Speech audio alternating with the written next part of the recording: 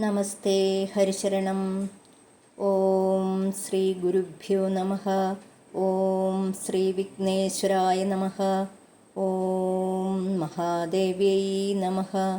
ശ്രീ ലളിതാ സഹസ്രനാമങ്ങളിലെ അടുത്ത നാമങ്ങളിലേക്ക് സ്വാഗതം. അടുത്ത നാമം ബന്ധൂകകുസുമപ്രഖ്യ ബാല ലീലാവിനോദിനി സുമംഗലി സുഖകരി സുവേഷാഢ്യ സുവാസിനി.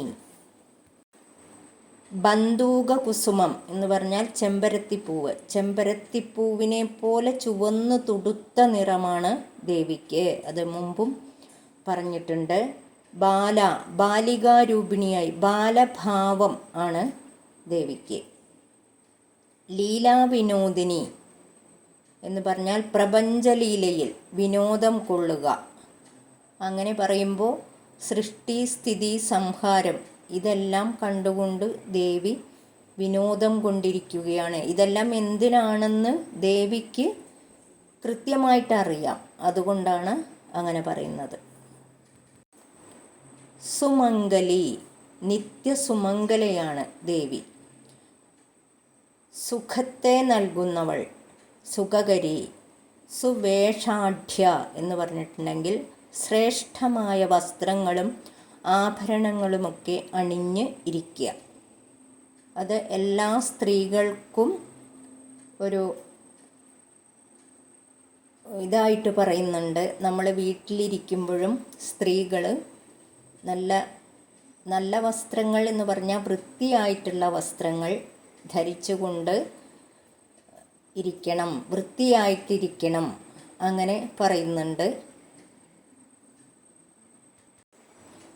നമ്മുടെ വീടും പരിസരവും വൃത്തിയാക്കി നമ്മളും വൃത്തിയായിട്ടിരിക്കുക. അവിടെ ദേവീ ചൈതന്യമുണ്ടാവും എന്നാണ് പറയുന്നത്. സുവാസിനി, സദാ ഭർതൃമതിയായിട്ടാണ് ദേവി ഇരിക്കുന്നത്. മംഗളത്തോടെ സന്തോഷമായിട്ടാണ് ദേവിയെ കാണുന്നത്. ദേവനോട് ചേർന്നിരിക്കുന്നതായിട്ടാണ് നമ്മൾ ദേവിയെ കാണുന്നത്. അടുത്തത് സുവാസിന്യർച്ചന പ്രീത ശോഭന ശുദ്ധമാനസ. സുവാസിന്യർച്ചന എന്നത് എല്ലാവരും കേട്ടിട്ടുണ്ടാവും.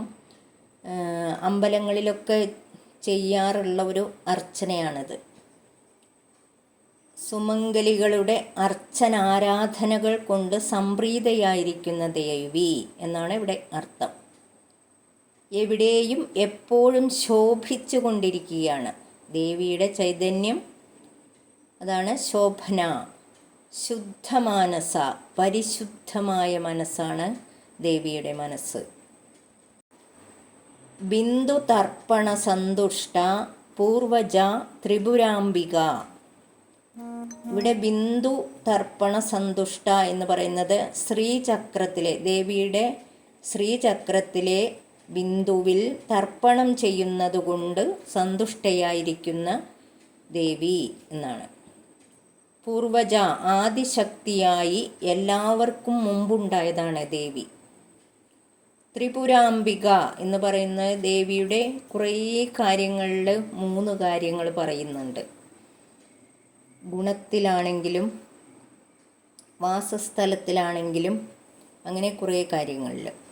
അങ്ങനെ ത്രിപുരത്തിനും അംബികയായിട്ടിരിക്കുന്ന ദേവി. അടുത്തത് ദശമുദ്രാ സമാരാധ്യ ത്രിപുരാശ്രീ വശങ്കരി. ദശമുദ്ര, 10 മുദ്ര, 10 മുദ്രകളാൽ ആരാധിക്കപ്പെടുന്ന ദേവി. താന്ത്രിക വിധിപ്രകാരം മുദ്രകൾ ഉണ്ട്. ആ മുദ്രകൾ കൊണ്ടാണ് ദേവന്മാരോടൊക്കെ സംസാരിക്കുക. പൂജാരിമാരൊക്കെ കണ്ടിട്ടുണ്ടാവും എല്ലാവരും. അങ്ങനെ ആരാധിക്കപ്പെടുന്ന ദേവി. ത്രിപുരാശ്രീ എന്ന ദേവി ലളിതാ പരമേശ്വരിയുടെ അടുത്ത് വർത്തിക്കുന്ന ദേവിയാണ്. ത്രിപുരാശ്രീ ദേവിയെ വശത്താക്കിയിരിക്കുന്ന ദേവി എന്നർത്ഥം. ജ്ഞാനമുദ്ര, ജ്ഞാനഗമ്യ, ജ്ഞാനജ്ഞേയ സ്വരൂപിണി. ജ്ഞാനയോഗം കൊണ്ട് ജ്ഞാനമുദ്രയുടെ സ്വരൂപമായിരിക്കുന്ന ദേവി, ജ്ഞാനയോഗം കൊണ്ട് പ്രാപിക്കാവുന്ന ദേവി.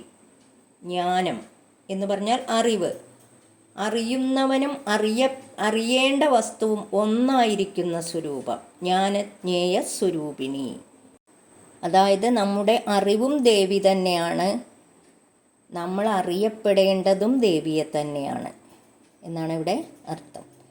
ഓം മഹാദേവ്യൈ നമഃ. നമസ്തേ ഹരിശരണം.